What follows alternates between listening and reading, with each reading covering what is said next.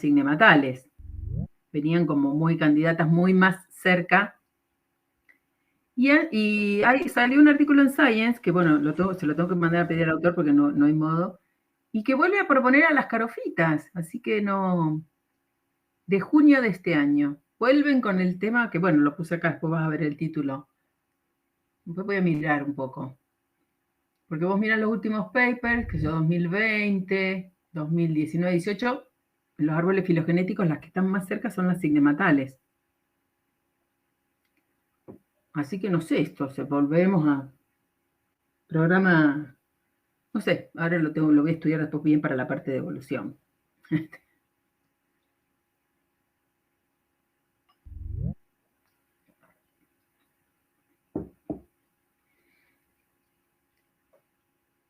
¿Dónde está el número? Ah, acá arriba. Ay, 16, no vino nadie.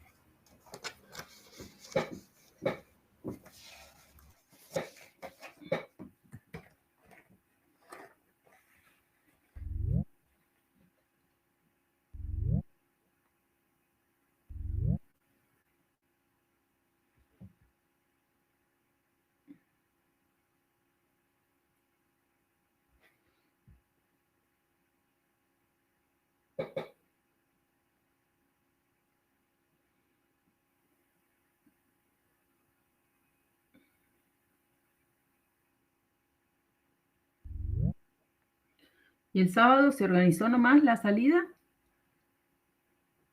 Sí, está planificada para el sábado 8:30, ahí en Punta Iglesia, por el tema de la marea, ¿viste? Sí, Punta Iglesia. ¿Dónde están los molinetes? Ahí. Sí. Bien. Así que bueno, esperemos que el tiempo nos acompañe, porque si no... No mire el pronóstico. Bueno, ustedes lo habrán mirado el pronóstico. ¿Qué dice? Sí, supongo que Betina lo habrá mirado. Sí, en realidad lo que se fijó más en este caso fue la marea, digamos, y que Claro. quedaba entre la primera teoría de algas y la segunda, que Si cuadraba diluvia bien. no importa, lo importante es que haya marea baja. No, yo miré y no iba a llover, pero bueno, ¿viste cómo es el clima? Sí, Minuto más a en Mar del minuto. Plata. No sé, hoy decía que iba a llover a las 12, por ejemplo, de acá está el pronóstico y no veo nada, el cielo está celeste acá. No, está hermosamente despejado. Por eso, así que no sé. Y dice 90% de lluvia. ¿En serio el servicio meteorológico Para dice eso? hoy, ¿sí? Ay, pero cómo le erraron. Y Bueno, no se puede sé. nublar, todavía se Por puede eso te nublar. digo, puede pasar cualquier cosa. Hay que ver ahora, acá para el sábado, ves, no me da lluvia. Me da para el domingo ahora. Bueno, vamos comenzando. Dale. Hola chicos, hola de nuevo. Otra vez vuelvo a las teorías. ¿Cómo están? Hola, profe. Bueno. A ver, ay, ya me olvidé todo. Esto era Open Chat. Bueno, voy a empezar a compartir la pantalla. Me dicen si lo van viendo.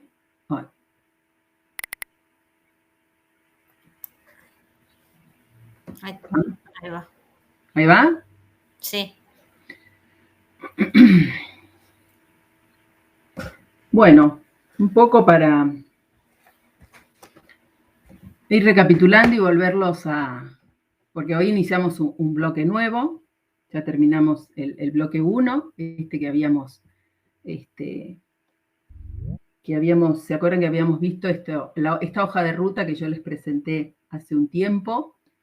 Para que ustedes tengan una idea cómo íbamos a estudiar a las plantas en esta materia. Entonces, bueno, ya pasaron por el bloque 1 y ahora vamos a ingresar en el bloque 2 para ver el maravilloso mundo de la diversidad vegetal, que vamos a hacer un recorrido sobre los diferentes grupos y lo vamos a ir haciendo en un sentido evolutivo, como si reconstruyéramos la historia de vida de los organismos fotosintéticos que nos ocupan en esta materia, y vamos a ir como armando, ¿no?, un árbol filogenético muy sui generis, porque lo vamos a ir armando con los organismos que tenemos actuales. Entonces, vamos a ir pasando por el grupo de las cianobacterias y de las algas, que van a ocupar la teoría de hoy y del lunes que viene. Después vamos a ver a las briofitas, que son los musgos y las hepáticas. Después vamos a estudiar las pteridofitas, que son todos los organismos comúnmente llamados helechos. Después vamos a trabajar con las gimnospermas, que son los pinos. Y por último, vamos a volver sobre este grupo de las angiospermas, pero como, digamos, como producto final, si se permite el término, muy entrecomillado, de esta historia de vida que yo les dije que vamos a reconstruir. Entonces vamos a volver sobre el ciclo de vida y sobre algunos aspectos generales. En realidad ustedes me van a enseñar a mí que lo acaban de ver, ¿no? Que acaban de ver en profundidad los aspectos de este grupo tan diverso de las angiospermas. Bueno, también quiero traer un poquito a colación y a recordar el tema de las clasificaciones, de los sistemas de clasificación. Y se acuerdan que más allá de... Ay, esperen que esto lo voy a ocultar.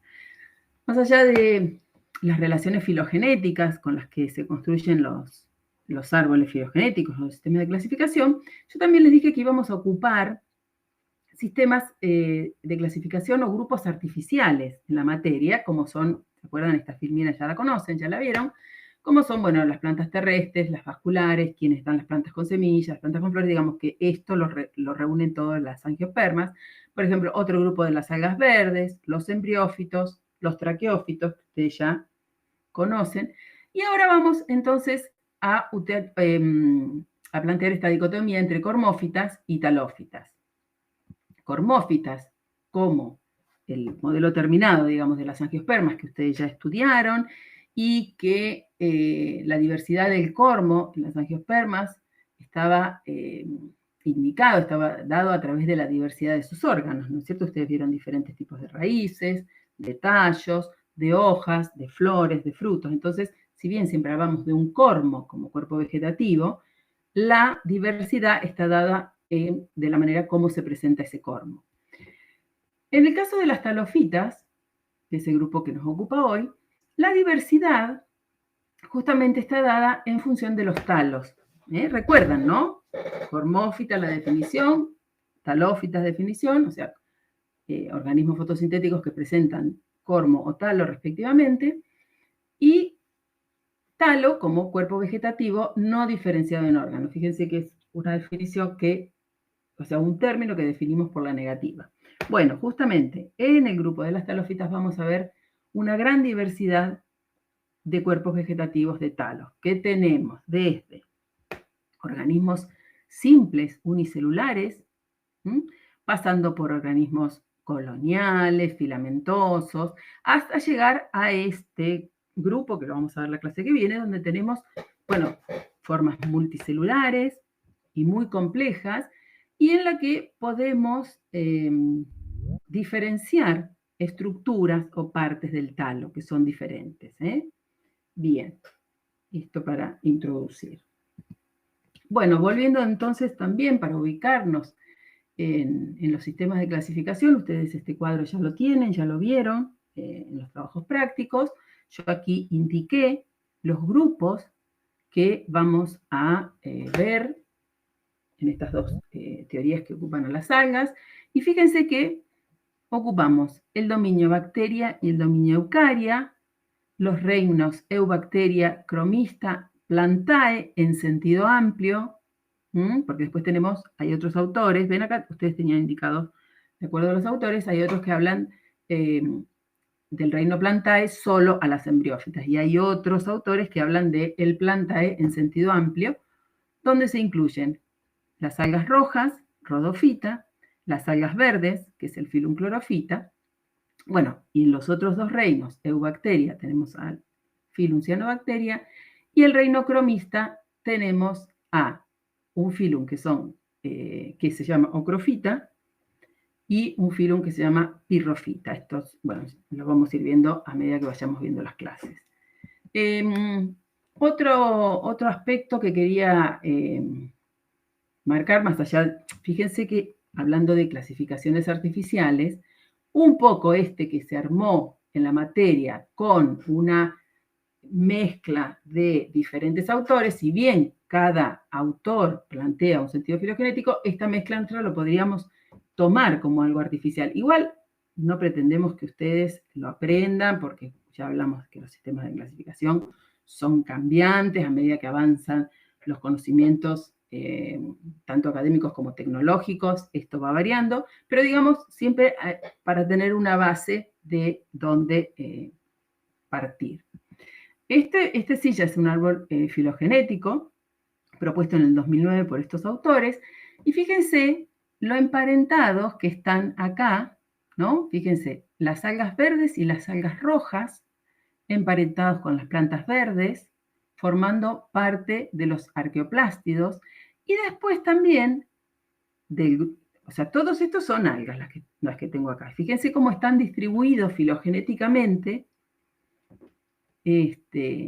Acá tenemos a los dinoflagelados, acá tenemos a las diatomeas, las algas marrones, las crisofitas, aptofita y criptomónadas, pero esto no los vamos a ver nosotros, y los euglénidos sería, tampoco los vamos a ver. Pero fíjense cómo este gran grupo de las algas ocupa un montón de organismos que filogenéticamente están como más dispersos, ¿no es cierto? No tienen, bueno, ahora vamos a hablar, no hay un ancestro común que los unifica, más allá de la primera célula que apareció sobre la vida, sobre la Tierra, cuando aparece la vida.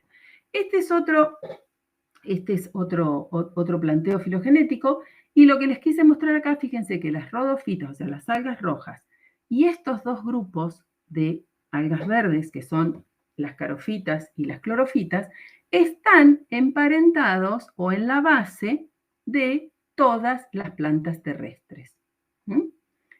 Formando ven, acá le llaman supergrupo, por eso van a ver supergrupos, superreinos, no nos importa, de los arqueoplástidos, y dentro de los Viridiplantae, que son los que están más, digamos, que ocupa a todas las plantas terrestres, estos dos grupos de algas están más emparentados todavía que con las plantas terrestres. Bueno, por eso lo vamos igual a terminar de ver y discutir mejor cuando veamos evolución, pero digamos, nos vamos acercando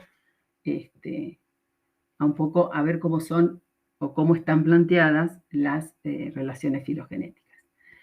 Bueno, como características generales de este grupo de las algas, que se habla de un grupo que es polifilético, justamente por lo que vimos, no es un grupo monofilético, o sea que no es que tienen un antecesor común, que se habla más bien de un grupo ecológico, porque como grupo artificial que son las algas, hay características que comparten todos que hace que las podamos identificar.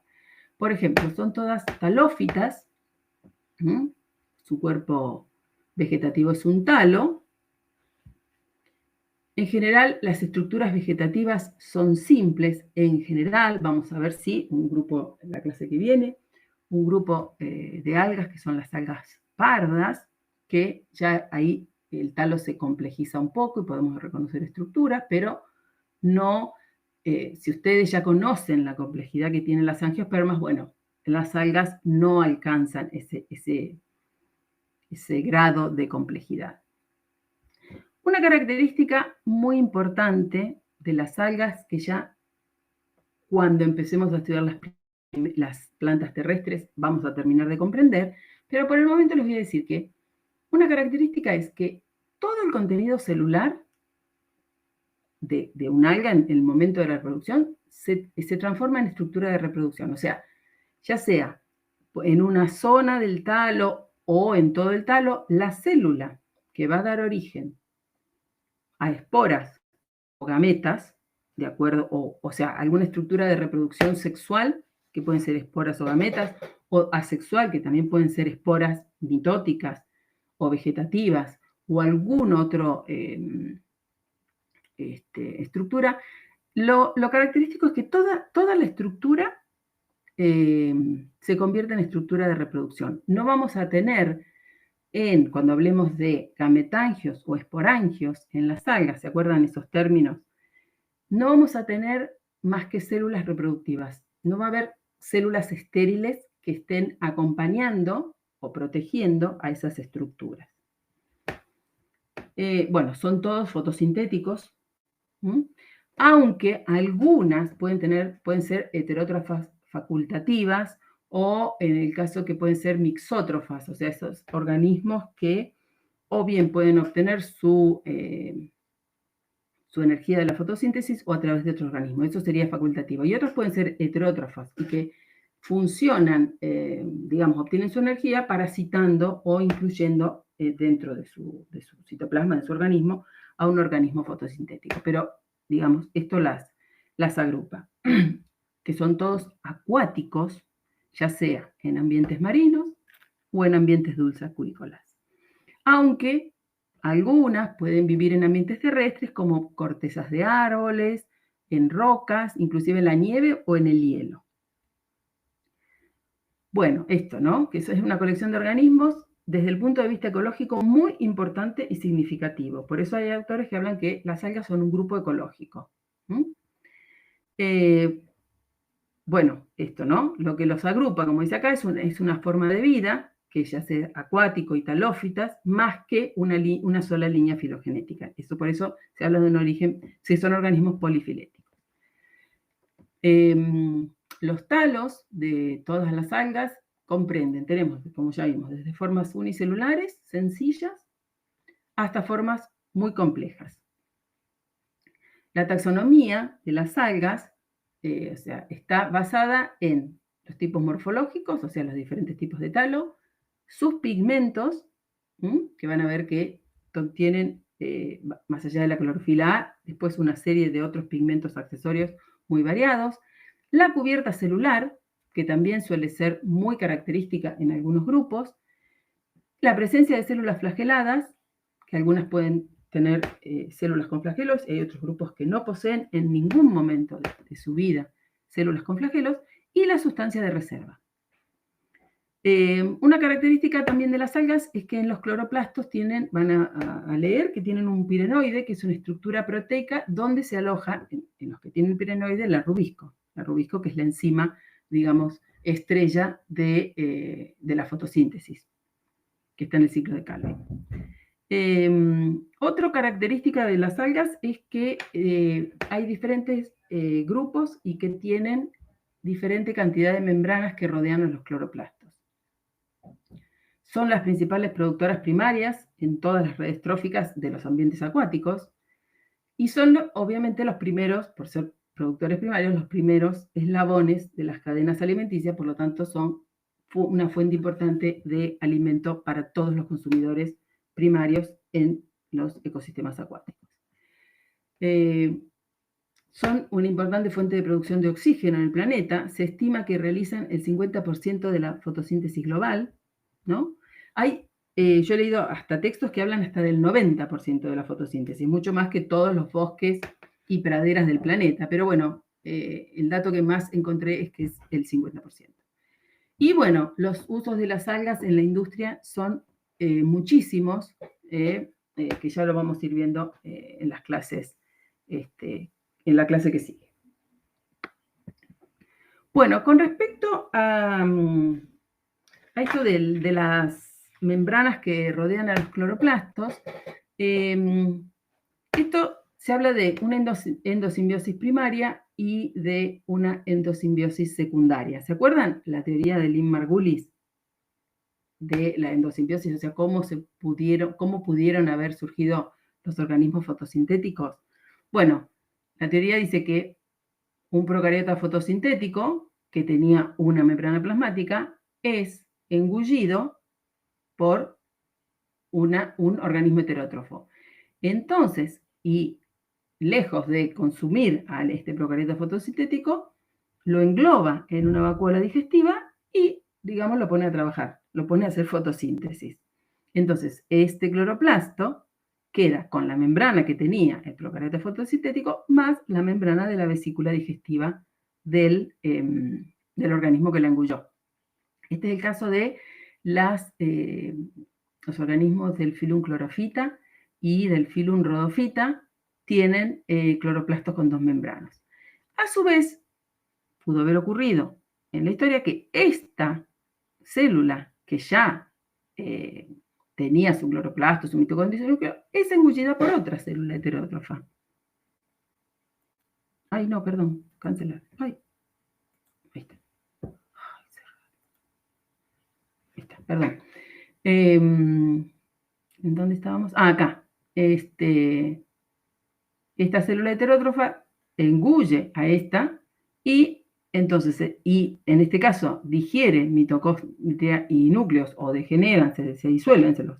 Y entonces este cloroplasto, que ya tenía 2 membranas, adquiere a su vez la membrana plasmática de la vesícula digestiva y tenemos el caso de cloroplastos con 3 membranas, que es el caso de los euglenofitas y los pirrofitas, que vamos a ver en esta teoría.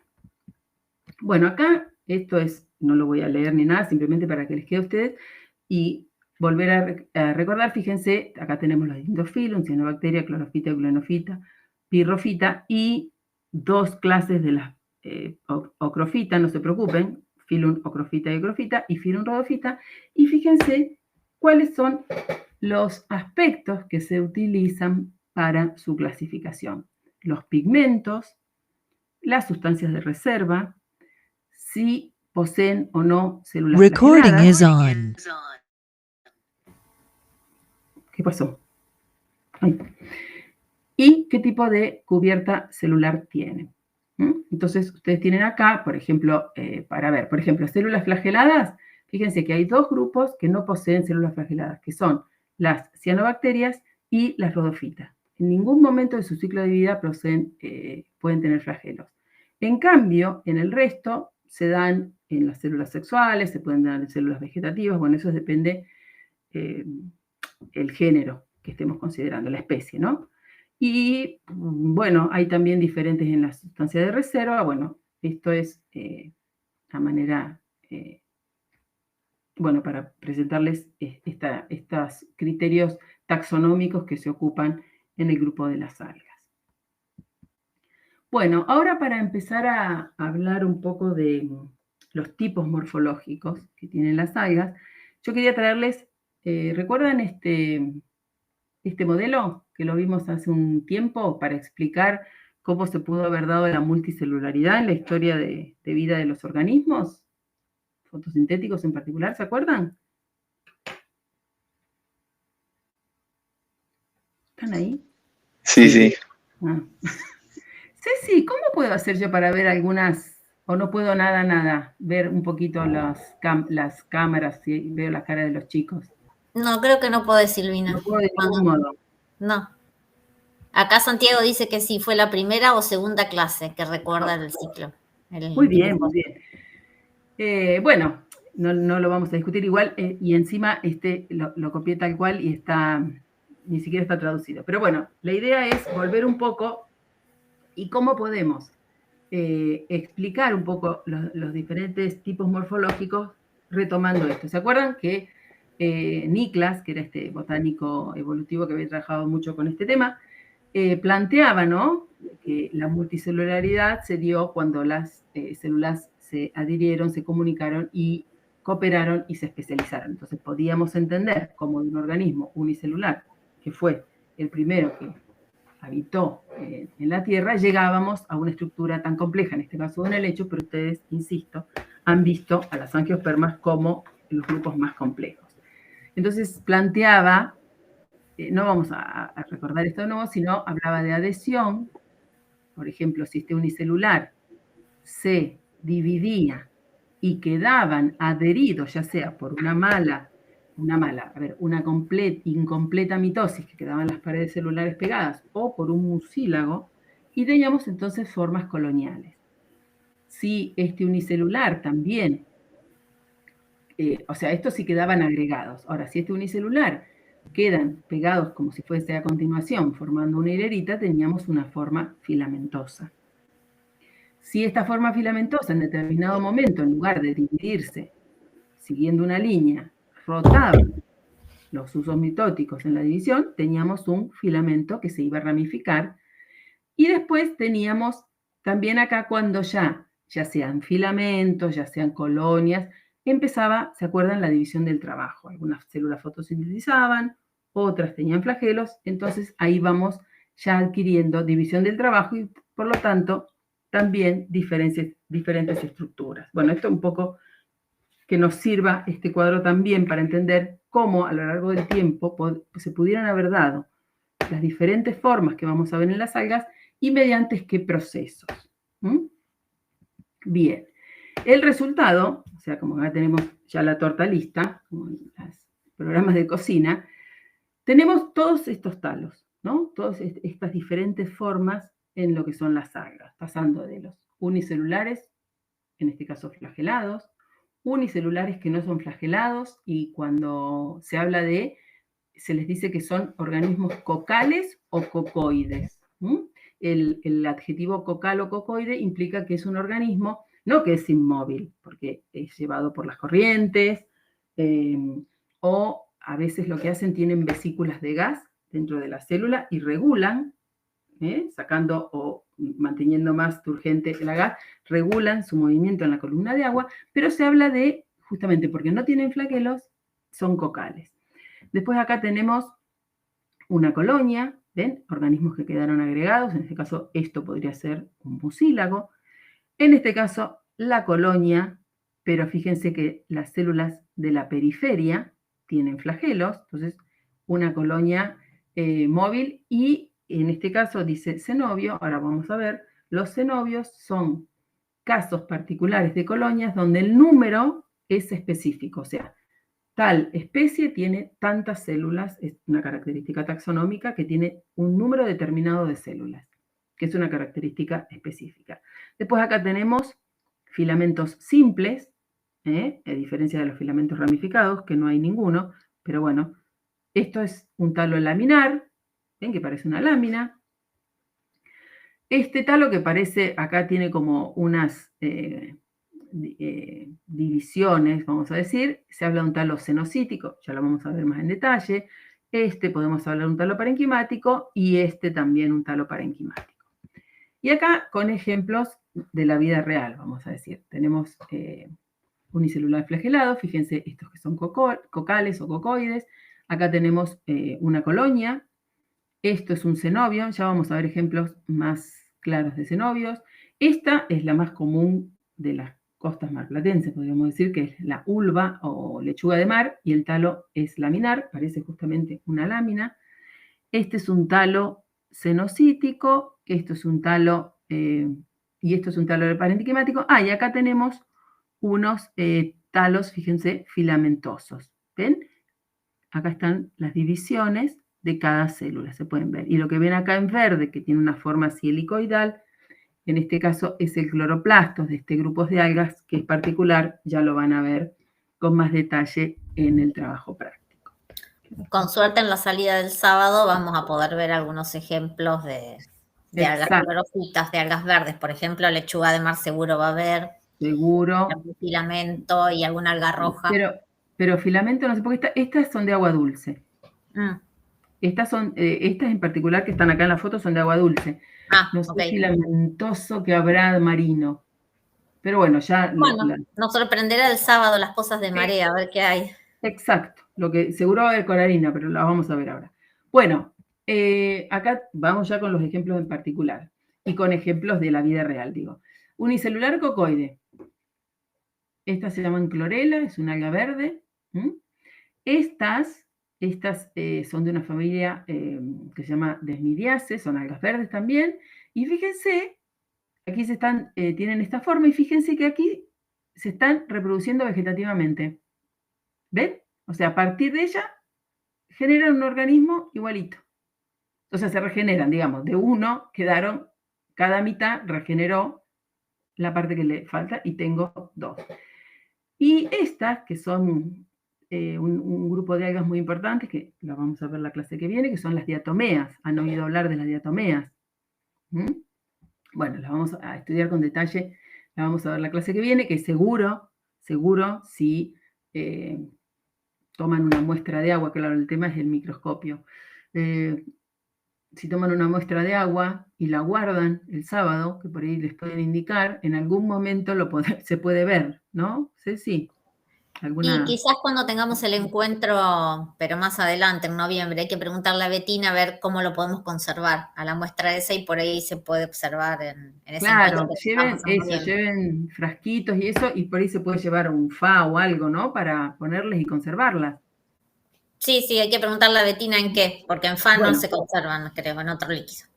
claro. Ah, está bien. Bueno, en el agua seguro van a encontrar de estas, porque son unas importantes componentes del fitoplancton, ya sea dulce acuícola o marino. Y son formas unicelulares y muy bonitas con esta cubierta de sílice. Bueno, no quiero spoilear la clase que viene. Después tendremos dentro de los celulares, los unicelulares o celulares, también se dice talocelular, lo pueden encontrar. Y cuando dicen talocelular se refieren al unicelular. Tenemos los dinoflagelados, división pirrofita, que vamos a ver ahora en un rato. Que son estas, creo que se llaman clamidomonas, fíjense los flagelos, y estas son euglenidos. Bueno, acá está con más detalle. Algunos pueden tener un flagelo con cilias y un flagelo que no tiene. Hay algunos organismos que son así. Después tenemos, bueno, los coloniales cocoides, o sea que sus células no son las componentes de la colonia, las células no son flageladas, en este caso es estos son dinoflagelados, flagelados, como su nombre indica, esta es la colonia. Y después hay colonias que tienen flagelos. A veces pueden ser solo las de la periferia y las del centro no, entonces ahí hay una división de trabajo, hay células que se encargan de la movilidad de toda la colonia y otras que probablemente realicen la fotosíntesis o contengan las sustancias de reserva, ¿no? Eso depende de la especie que estemos considerando. Aquí les contaba el cenobio, ¿no? Los cenobios son entonces una colonia que tiene un número fijo de individuos, un número fijo de células, y eso es una categoría taxonómica y es específico, ¿no? Fíjense, esta especie de Cenedesmus, el género Cenedesmus, tiene 4 células. Y fíjense que las células, las de los ápices tienen como unas prolongaciones y las del centro no. Esta se llama pediastrum. Estas dos colonias, estos dos cenobios, para hablar con propiedad, son muy importantes en el son importantes integrantes del fitoplancton de las lagunas que tenemos por toda el área de Mar del Plata, como la Laguna de los Padres, bueno, siguiendo por la ruta 2 y hacia la derecha, todo, no sé si alguna vez vinieron en avión o salieron en avión de Mar del Plata, que ven que está lleno el área de lagunas. Bueno, estas algas viven ahí muy contentas y en gran abundancia. Que le dan, bueno, el color verde que a veces tiene el agua, ¿no es cierto? Se lo dan estas algas. Bueno, ven las diferentes formas. En particular, los pediastrum, tienen esta característica, que es las células de la periferia, son planos, ¿no? Es una sola capa de células. Si uno las viera flotando, o así, ve una sola capa de células. Las del centro, fíjense, no tienen flagelo, no tienen prolongaciones, y las de la periferia sí. Y hay muchísimas formas de pediastrum, son realmente muy bellas. Fíjense, esta tiene muchos espacios intercelulares. Y acá tenemos también que las del centro, fíjense, también tienen estas prolongaciones.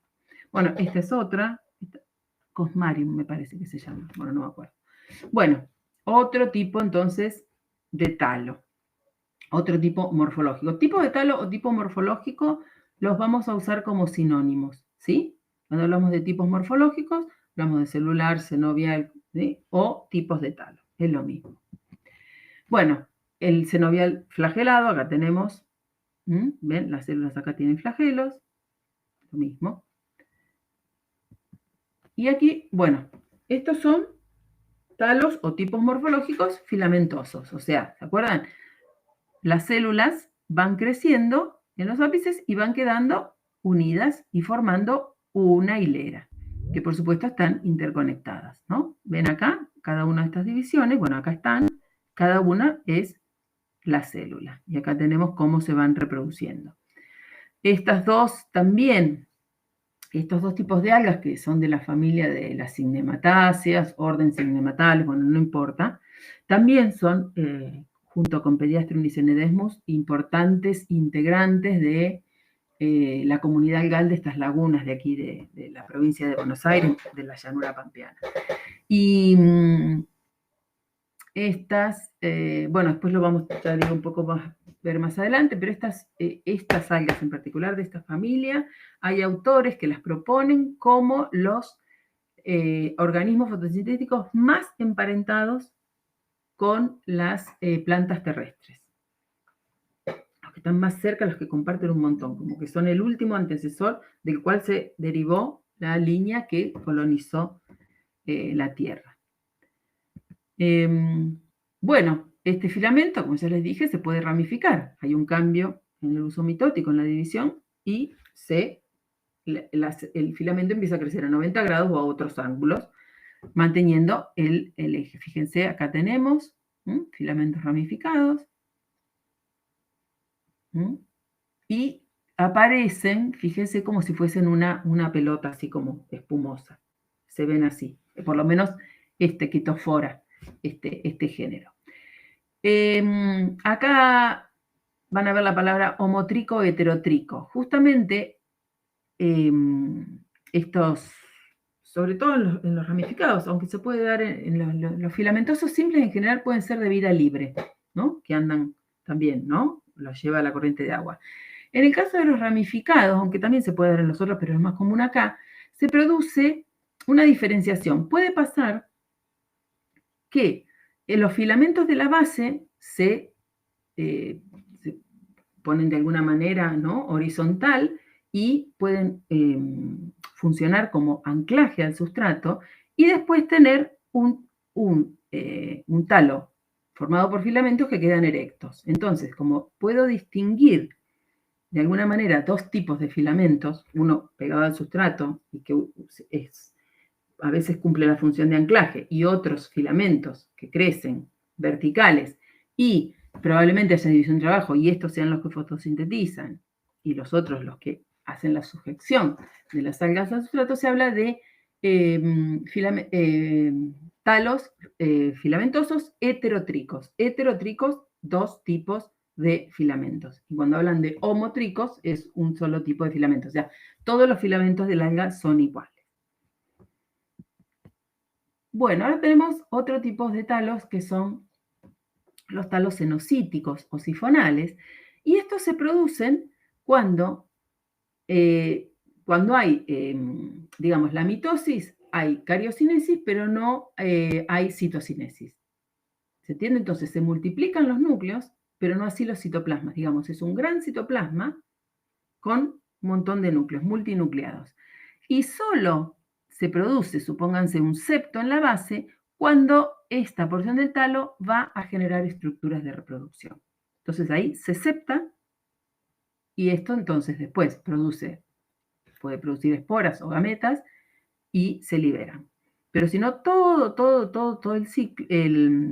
el cuerpo vegetativo es como un gran citoplasma multinucleado. De estos van a haber ejemplos también en los trabajos prácticos. Y un caso particular, pero yo no sé si de este van a ver, cuando se producen algunas paredes transversales que no están relacionados con el tema de la reproducción, entonces se habla de artículos multinucleados, me queda, ¿no? No queda todo el talo lleno de núcleos, sino que hay porciones, y eso le llaman artículos multinucleados. Y ahí se habla de talos sifonocladales, que a mí me parece que que es, Ceci, ¿te acordás cómo se llama esta? Que parece no. Las cuentas, uno lo toca. Esto aparece mucho en las pozas de marea. Estén atentos si lo encuentran, que uno lo toca y parecen todos cuentitas de... bueno, ahora se me fue el nombre, pero probablemente la encuentren a esta. Es muy, muy característica. Aparte tiene este verde. ¿Te acuerdas que las traíamos siempre? Bueno, Ya me va a No me salir. acuerdo el nombre, sí. O lo preguntan mañana, el sábado en la salida. Que Betina Santos es la jefa de trabajos prácticos. ¿La ubican a Betina? Betina trabaja en la materia del ciclo superior que estudian estos organismos, las algas, que es vida, la materia, y trabaja en el INIDEP y es especialista en algas. Bien, acá se va a complicar un poquito la cosa. Ahora veníamos con estructuras más bien sencillas, ¿no es cierto? O filamentos que se ramificaban, o talos celulares que podían o no tener flagelos, coloniales, o sea que eran células que se agrupaban, o cenobios, que era un número determinado de células. Bueno, ahora estos talos, los pseudoparenquimáticos, que igual no se asusten, no es que es un poquito más complejo, se desarrollan a través, o sea, es como si fuesen un caso particular, pero esto no lo repitan, sino es para ver si lo podemos entender, de talos filamentosos. ¿Cómo ocurre? Vamos a ver este que es el más sencillo, que es el talo pseudoparenquimático uniaxial. Hay un filamento, que puede ser este que ven acá, transparente, y que ese filamento se ramifica, ¿no es cierto? Empiezan a crecer células, no siguiendo la línea, vamos a decir, esta línea vertical, sino que empiezan a crecer lateralmente. Pero este filamento que empieza a crecer lateralmente, lo hace, en algunos casos, como recubriendo de nuevo a este filamento. ¿Se imaginan? ¿No? Un filamento, tengo una hilera de células, no sé si me están viendo. ¿Me están viendo a mí o no? No, no. Tampoco me ven a mí. Ay, yo estoy haciendo acá unas muecas. Y no me ven la cara tampoco. No, cuando compartís pantalla. ¿Cómo?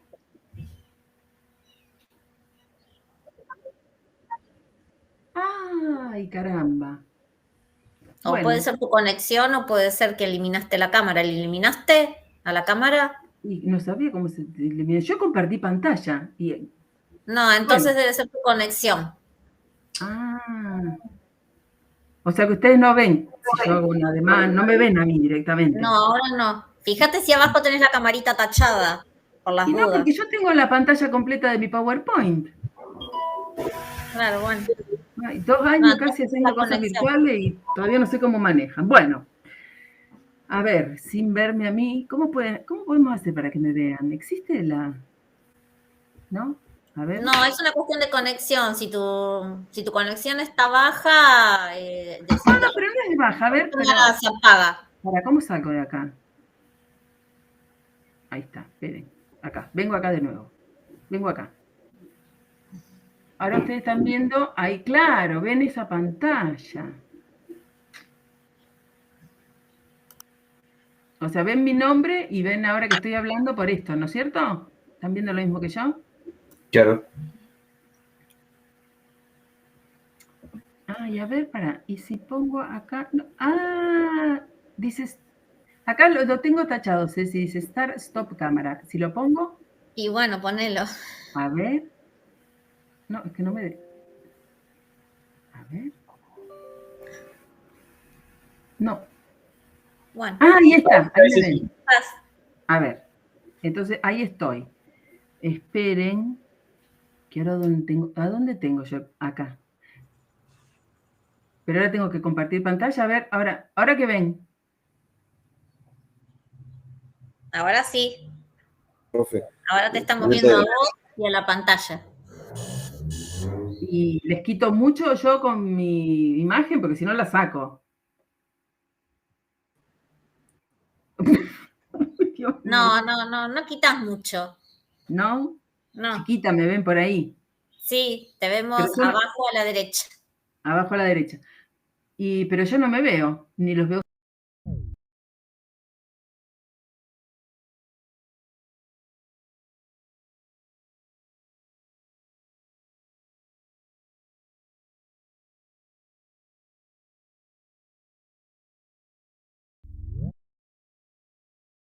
Recording is on.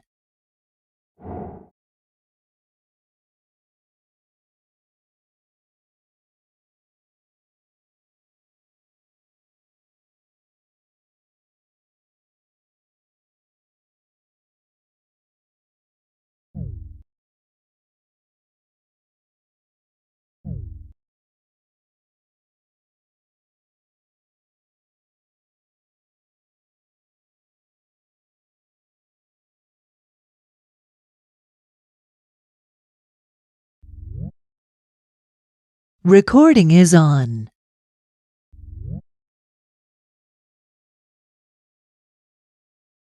Y eso con lo de Niklas. ¿Cuál es la característica para decir este conjunto de células es un tejido? Ya sea parénquima, xilema, floema, no importa lo que viera. En este caso el parénquima. ¿Cuál es la característica? Que hay cierta conexión entre las células. ¿Y cuál es? ¿Entre qué células? Bueno, cierta conexión, bueno, plasmodesmo acá, pero Plasmodesmo. bueno, conexión. Pero ¿entre qué células hay conexión? Ahí está el tema. O sea, porque no podemos entender algo que es falso parénquima cuando todavía... A ver. ¿Sí? ¿Quién está hablando? Estaba hablando yo, Federico. Federico. Me dijiste que las células, pero ¿cuáles células están conectadas? Vos pensás en una célula X, esa célula en un tejido, ¿con cuáles células está conectada? Con otras del mismo tejido. Sí, pero espacialmente, con las que están solo en una hilera, con las que están a la derecha, con las que están a la izquierda, las que están abajo. Ya, con todas las que estén Con todas, sí, exactamente. Eso es la característica de un tejido. Todas las células están conectadas, con todas. La que tengo arriba, la que tengo abajo, sí. Si esto es, yo estoy diciendo que esto es un tal o pseudo parenquimático, a ver, por definición negativa que no me gustan, pero no importa. ¿Qué les primero que a ustedes les surge? ¿Cómo estarán esas células de ese tal? Puede ser que esté organizado por láminas en las que las conexiones solo son hacia una dirección. Por ahí va la cosa. Por ahí va la cosa. Lo primero, ya le digo, a mí no me gustan las definiciones por negativa, pero en este caso nos sirve. Que las células no están todas conectadas. O sea, que una célula que está rodeada por otras no tiene por qué estar conectada con todos. Eso es lo que me está diciendo algo que es pseudo parenquimático. Se parece a un parénquima, pero no lo es. ¿Por qué? Porque van a ver que hay varias células. Ven que acá ya vamos pasando, ya no tenemos un filamento solito, ni un filamento que estaba ramificado, pero que no dejaba de ser un filamento solito y otro solito y estaban conectados. Obviamente un celular solito no está conectado con nadie. Y las colonias pueden estar agregadas por mucílagos y la conexión puede ser con alguna, pero no necesariamente con todas, ¿entiende? No llegan a ser un tejido. Y entonces ahí voy. Entonces yo tengo este filamento que crece, ¿no? Imagínense, el filamento crece. Y una ramificación del filamento empieza a crecer. Pero no, fíjense que no se va para los costados. En este caso, este filamento es como que vuelve y empieza a cubrir al filamento este del medio. Y este es el caso. ¿Ven estas bandas coloreadas? Bueno, si ustedes ven, todas estas bandas son células. Bueno, son filamentos que se fueron como enroscando, no sé si la palabra es tal enroscando, pero bueno, fueron creciendo y cubriendo parte, en este caso, en este ejemplo de alga que se llama Ceramium, que es una alga roja, cubren porciones de este filamento central. A ver, ¿cuál es la cuestión? Las células de este filamento central están conectadas, todas, ¿no? La de acá con la de arriba, pero no con las de este filamento que lo está cubriendo. Las del filamento que está cubriendo, o sea, ese filamento que empezó a crecer y empezó a cubrir al filamento central, sí, entre ellas están conectadas, ¿no? En hilerita, pero no, si dan, supónete que teníamos 2 vueltas, eso tampoco están con los laterales. Por eso lo de pseudo parenquimático, ¿se entendió? Sí, claro. Sí. ¿Y por qué veo bandas rojas? Porque, bueno, en este caso, de esta alga, las células que tienen los pigmentos fotosintéticos, que ya vamos a ver cuáles son, por eso las hacen ver rojas, las tienen las del filamento cortical.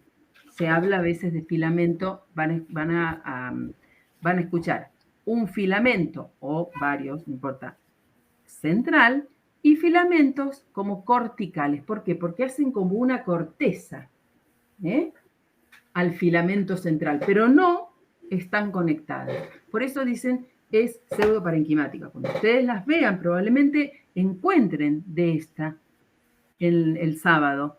Van a ver que tiene como un volumen, como si fuese un organismo con un cuerpo, pero no hay tantas conexiones. ¿Se entendió? Bueno, tenemos dos tipos.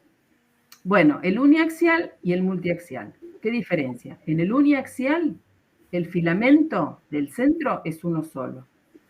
En el multiaxial, como en el caso de esta, o de esta, me parece la policifonia también es multiaxial, son varios filamentos.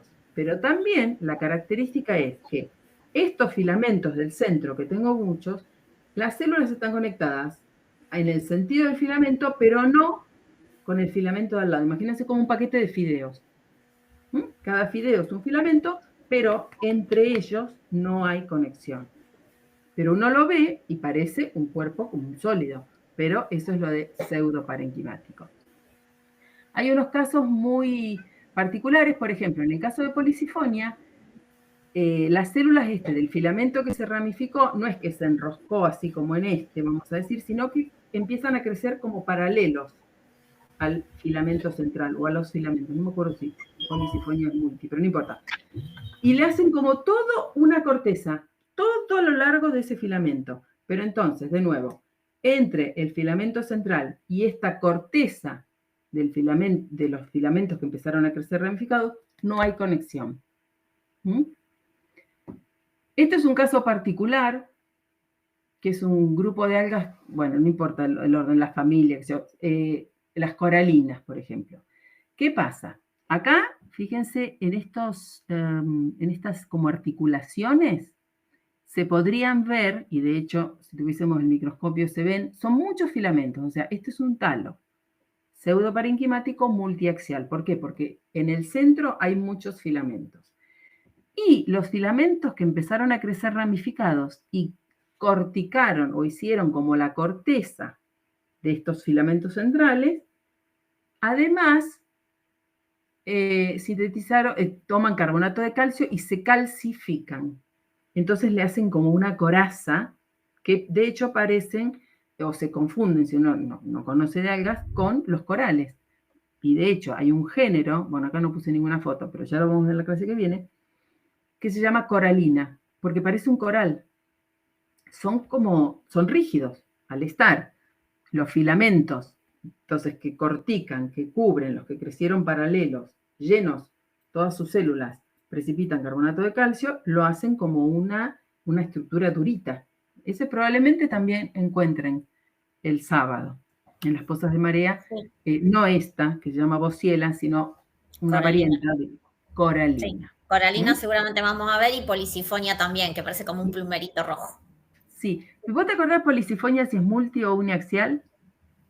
Me parece que es multi, pero no recuerdo bien. Bueno, pero acá lo importante es que, fíjense, el esquema lo que nos muestra es estas celulitas que estoy marcando acá, estas son las de los filamentos que crecieron ramificados y corticando, crecieron como paralelos al o los centrales, no nos acordamos con la Ceci, y lo fueron recubriendo.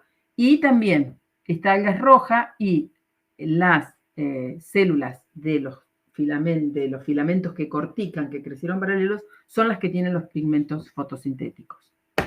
¿Está?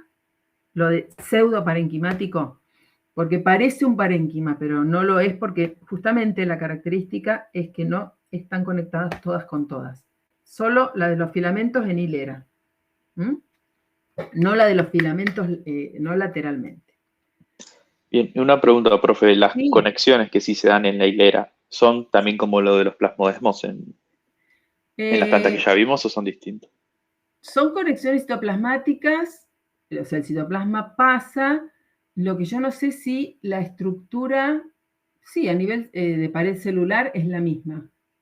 ¿Sí? ¿Se entiende? Pero sí son conexiones citoplasmáticas. Sí, hay conexiones citoplasmáticas y pasan lo que tiene que pasar por el citoplasma. Sustancias de reserva y esas cosas. A nivel de pared celular, yo ahí ya no sé, Ceci, ¿vos? No. Ahí estaba leyendo, Silvina, que policifonia tiene un filamento central, o sea, es rodeado por varios filamentos. Entonces es ¿Cómo? Un filamento central, ¿sí? Uniaxial, sí, rodeada por varios filamentos. Rodeada está bien. Sí. Es uniaxial, muy bien. Multiaxial son estas las que se... A ver, voy a volver. Ay, perdón. Las que están cubiertas de carbonato de calcio, las coralinas, esas son multiaxiales. En el centro tengo muchos filamentos. En cambio, en esta que es policifonia y esta que es ceramium, entonces el del centro es solo uno y está rodeado por los otros filamentos que empezaron a crecer paralelos. En este caso, lo de las bandas es muy característico. Y las conexiones, sí, son conexiones citoplasmáticas completas, digamos. Pasa todo el contenido citoplasmático, las sustancias de reserva, bueno, no sé si hablar de hormonas, pero bueno, las señales que tienen que pasar, todo. Bueno, y aquí sí tenemos talos parenquimáticos. Hay en las algas talos parenquimáticos. Aquí las células del talo están conectadas con todas las del entorno, la de arriba, la de abajo, la de derecha e izquierda, ¿se entiende? Entonces tengo, además de tener volumen y grandes, justamente fíjense que al tener esta estructura ya parenquimática, ya de tejido verdadero, permite que el cuerpo vegetativo, el talo, adquiera un mayor tamaño. Todas las algas que vimos, todos los distintos fila que vimos, las algas no son muy grandes. No sé, que pueden crecer centímetros, pero no creo. Estas son lo que le llaman los kelpers, los kelps, en realidad, los kelpers son los de la Malvina, los kelps o estas algas, las algas pardas, macrocystis y un montón de otros géneros, son los que forman los grandes bosques submarinos. Ya vamos a ver en la clase que viene algunas fotos. Y, bueno, estas algas se las cosecha, bueno, son grandes bosques submarinos. Y fíjense que pueden tener metros y metros estos filoides o este cauloide. Pueden ser, y eso se lo permite justamente el tener una estructura parenquimática. Y lo que yo les decía, el talo llega a tener tal complejidad que yo puedo distinguir partes o estructuras. Fíjense, una parte del talo se diferencia y se ancla al sustrato y se llama, dicen rizoide justamente por, se parece a las raíces. El cauloide se parece a los tallos. Hay un flotador, que es el que me permite que los filoides, o sea, que se parecen a hojas, queden en la superficie, porque esto habita las zonas profundas, o sea, tienen entre el rizoide y los filoides que están flotando cerca de la zona fótica, digamos, la zona donde llega la luz del sol para que puedan hacer fotosíntesis, puede haber metros y metros. Sí, como hasta 50 metros más o menos puede alcanzar cada planta. Muy bien, 50 metros, miren. O sea, entre este rizoide y los últimos filoides, que en general se ponen paralelos con respecto de la línea, ¿no?, del agua, 50 metros, dice Ceci. Bueno, y a todo esto le llamo el talo. Fíjense, acá tenemos algunas fotos, esto es un esquema. Esta se llama fucus, esta es más pequeña, pero esta debe ser una macrocystis.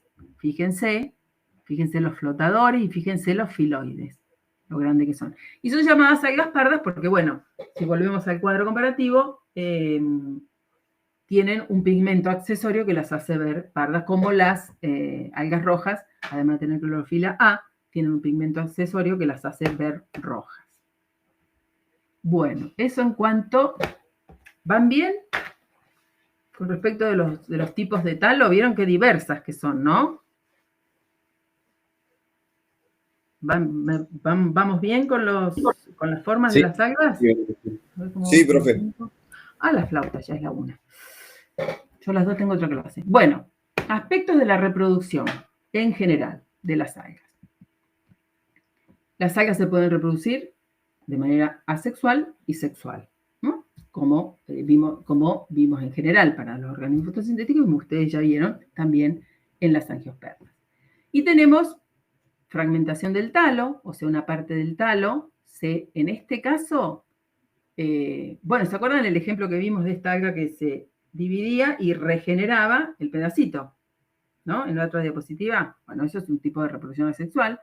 En este caso, tienen unas estructuras en particular, que son estructuras de resistencia, que cuando las condiciones no están dadas, generan, este es un caso particular de las cianobacterias, estructuras que llaman acinetos, y también hay otras estructuras que llaman hormogonios. Es el contenido celular, se encapsula, esto en general toman o desarrollan, ¿no?, una cubierta celular, ¿cómo sería? Así como aguerrida, como que, bueno, que les permite estar en situaciones adversas y cuando las condiciones están favorables, germinan nuevamente, ¿no? Entonces, esto tiene una estructura particular, generan esporas asexuales, ¿ven? Tengo una célula con su núcleo, en determinado momento empieza, o por mitosis o por meiosis, a generar, depende, ¿no?, la carga que tenga, vamos a ver que tenemos todos los tipos de ciclos de vida de reproducción sexual, entonces yo puedo tener un organismo N o 2N, adulto, y que empieza a generar estructuras, en este caso lo llamamos esporas. Fíjense que se abre la membrana plasmática y se liberan las esporas. Y no hay ninguna, o sea, esto es asexual. También pueden generar como yemas, que después se desprenden y siguen creciendo mitóticamente. Se pueden tener una mitosis, y tengo dos células iguales, y después hay un caso de Euglena que se llama fisión binaria. También empieza con una cariocinesis y luego tiene una citocinesis, ven, como paralela, y se generan dos individuos. En el caso de la reproducción sexual, ¿se acuerdan? De acuerdo a las formas que tenían las gametas, teníamos una isogamia cuando las gametas eran iguales, anisogamia cuando eran distintas, y oogamia cuando una de ellas no tiene más flagelos y es inmóvil, y la otra es móvil y más pequeña. Esto se da, todos estos casos los vamos a ver en las algas, como así también los diferentes tipos, los diferentes ciclos de vida. Aplontes, diplontes y haplodiplontes. Bueno, acá de nuevo, y en el caso de, tenemos... en las algas tenemos ciclos de vidas diplontes de organismos unicelulares y multicelulares, ciclos de vida aplontes de organismos unicelulares y multicelulares, y ciclos de vida haplodiplontes. Y dentro de los ciclos de vida haplodiplontes, ¿se acuerdan? Con alternancia de generaciones, porque tenemos una generación 2N y una generación N que tiene una estructura multicelular, por eso hablamos de generaciones, tanto esta como esta.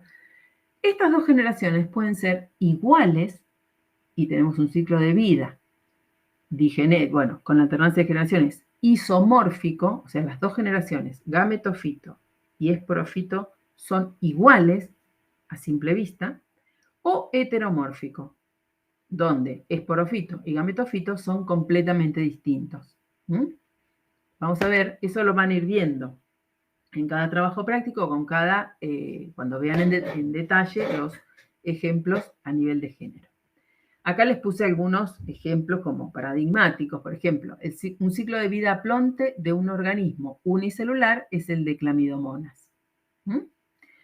Un ciclo de vida diplonte de un organismo unicelular es el caso de las diatomeas, de estas algas que vamos a ver en la clase que viene. Tiene un ciclo de vida diplonte, donde la mayor parte, el organismo es 2N, y en este caso es N, bueno, como cualquier ciclo de vida aplonte-diplonte. Bueno, y esta particularidad la vamos a retomar, porque si no nos vamos a ir mucho, la vamos a retomar en la clase que viene, esto de las diatomeas. Bueno, y acá tenemos ciclos de vida haplodiplontes, heteromórfico e isomórfico. Isomórfico, fíjense, estos son los gametofitos, masculino y femenino, y este es el esporofito. Y fíjense que son, a simple vista, iguales. Entonces hablo de un ciclo de vida haplodiplonte isomórfico. Y en el caso de las algas pardas, como esta que vimos recién, Macrocystis, o esta que es otra alga parda que se llama laminaria, este es el esporofito, fíjense, con un talo muy complejo, como vimos con rizoides, cauloide y filoides, y estos son los gametofitos. Fíjense, son unas estructuras filamentosas muy simples. Entonces, Las dos son generaciones. Tenemos la generación gametofítica y la generación esporofítica, pero fíjense que son completamente distintas.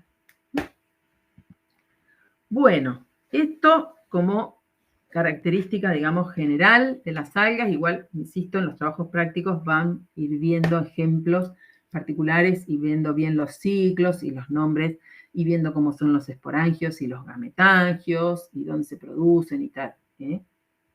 Y si no, bueno, en la bibliografía que tienen anexa, por supuesto. Bueno, ahora vamos a empezar a pasar a hacer una vista de los diferentes grupos. Vamos a ver, hoy vamos a ver el filum Cyanobacteria, el filum Chlorofita y el filum Pyrrhophyta, características generales, algunos ejemplos y particularidades. Y en la clase que viene vamos a ver el filum Ochrofita, que son las algas pardas y las diatomeas, y el filum Rhodophyta, que son las algas rojas. O sea, son los dos últimos tipos morfológicos que vimos, que son un poquito más complejos. Bueno, filum Cyanobacteria son las algas verde-azules justamente por el color que tienen, por los pigmentos accesorios que tienen, ¿no? Son organismos procariotas, no tienen flagelos y no tienen reproducción sexual. ¿Tienen una especie? Ustedes dirán, ¿y cómo adquieren la variabilidad? Sí, tienen una especie de intercambio genético, pero es un proceso, digamos, y que es muy específico y característico a veces de cada género, pero hay una especie de intercambio genético entre diferentes organismos para obtener variabilidad, si no ya se hubieran extinguido. Y imagínense, fueron los primeros organismos en aparecer hace 3.800 millones de años.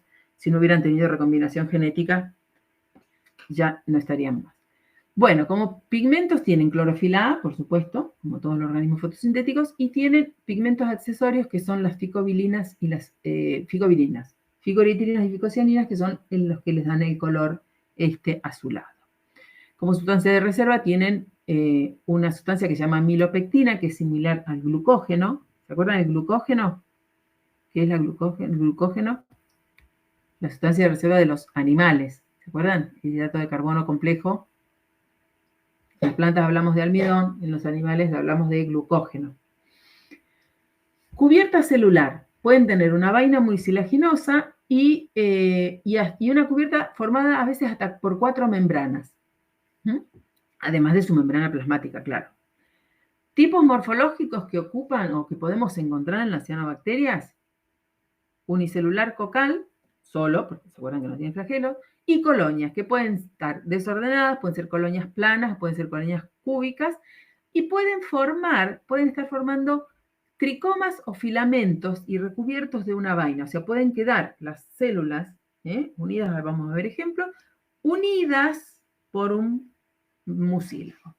Bueno, como vimos, reproducción por hormogonios y acinetos o porque producen endo o exosporas. Acá, bueno, una característica que dice que tienen ventajas sobre el fitoplancton eucariota, obviamente forman parte del fitoplancton, porque estas cianobacterias compiten con las otras integrantes del fitoplancton, que pueden ser algas verdes o diatomeas, porque captan luz a bajas intensidades y en un amplio rango de longitudes de onda, de acuerdo a los pigmentos que tienen, ¿no? Y además, esto que les decía, pueden regular la flotación. Entonces, de acuerdo, pueden ocupar la zona fótica, supónganse que el ambiente se puso turbio y oscuro, entonces estas algas pueden, en la columna de agua, flotar, ocupar distintos lugares para llegar a la zona de donde se está haciendo, digamos, donde llega la luz, que es la zona fótica, para poder hacer la fotosíntesis. También fijan nitrógeno en unas estructuras que se llaman heterocistes y desarrollan estructuras de resistencia, como ya les expliqué, estos acinetos. O sea, cuando las condiciones están desfavorables, se forman una estructura de resistencia, tal cual que después, cuando las condiciones se restablecen, esa estructura desarrolla un organismo. Bueno, esto es característico también de las cianobacterias, que producen una variedad de metabolitos secundarios, entre ellos toxinas, y que son realmente tóxicas, como su nombre indica, y otra característica es que producen floraciones. Después vamos a hablar de las floraciones. Bueno, algunos géneros representantes de este filum, Crococcus, Glodocapsa, ven, aquí está medio como en una colonia agregada, Merismopedia también, y después tenemos estas estructuras filamentosas, ¿ven? Que las células quedan pegaditas, o agrupadas una encima de otra y unidas por una vaina de mucílago, y parecen como un talo filamentosa, que se llaman oscilatoria y lingvia. Y estas aparecen, bueno, mucho en los ambientes de agua dulce, en estas lagunas que yo le decía de la provincia de Buenos Aires, y en todo lo que es, agua estancada, por ahí siempre obteníamos muestras para los trabajos prácticos ¿vieron cuando hay a veces una gotera en una pared, o hay un hilito de agua que se pone verde y a veces negro? Bueno, si ustedes sacan ahí, además de haber algas verdes, también hay de estas cianobacterias, en los fondos de los bebederos de los perros que están afuera, ¿no? En charcos estancados, bueno, esto aparecen muchas. Otros ejemplos son, bueno, esta que es Gloetrichia, fíjense, esto se habla en general de un tricoma, y esta, que se llama Anabaena, esto es un heterocisto, y lo interesante de esta cianobacteria es que hace una simbiosis con este helecho, que es un helecho acuático, flotador. No sé si han ido por la ruta 2 y a los costados, en las cunetas, en algún momento del año han visto como una carpeta rosa, o si han ido a la Laguna de los Padres y en algún momento, primero, bueno, han visto una carpeta verde en la laguna que en algún momento del año se vuelve rosa. ¿Alguien lo vio? En las lagunas de Mogotes también. En las lagunas de Mogotes. Bueno, eso que es verde y que en algunos momentos del año está rosa, es un helecho acuático. Ya lo vamos a ver cuando veamos el helecho. Bueno, dentro de las hojitas de este helecho acuático vive esta cianobacteria en simbiosis. ¿Qué hace la anabaena? Como tiene estas células que yo le dije que se llaman heterocistos y que fijan el nitrógeno, entonces le brinda nitrógeno a la planta y la planta, el helecho, le proporciona un microambiente, porque vive ahí a resguardo dentro de la hojita. O sea, si uno agarra este helecho y hace una aplastada y lo mira al microscopio, aparecen estas cadenitas hermosísimas. Bueno, esto es un dato interesante, como forman parte del fitoplancton, algunas marinas y muchas de agua dulce. Dice que, en particular para estos dos géneros, pueden ser, dice, responsables de hasta el 2/3 del dióxido de carbono fijado en los océanos. Bueno, estas son dos marinas, ¿no? Estos dos géneros marinos. Y eso se traduce en que son responsables de la producción de 1/3 de la producción primaria total de la Tierra. O sea, es un dato impresionante, ¿no? Lo que hacen estos dos, en particular estos dos géneros de cianofitas marinas. Otra cosa interesante y muy curiosa, digamos, es un aspecto paleobiológico de las cianobacterias. Bueno, que primero son los primeros organismos, ¿no? Que aparecieron hace 3.500 o 3.800 millones de años, van a ver también esa cifra, digamos. En tantos millones de años, 300 años, no hace mucho. Se cree que la fotosíntesis, cuando estos organismos aparecieron en la Tierra, fue su fotosíntesis la que enriqueció de oxígeno la atmósfera del planeta, que en ese momento, ¿se acuerdan? La primera atmósfera era completamente reductora, no había capa de ozono. ¿Por qué? Porque no había oxígeno en la atmósfera. Y estas cianobacterias actualmente se encuentran en unas formaciones que se llaman estromatolitos, que se definen como esto: arrecifes microbianos formados por la actividad de cianobacterias y de otros organismos también. Hay otras bacterias y diatomeas.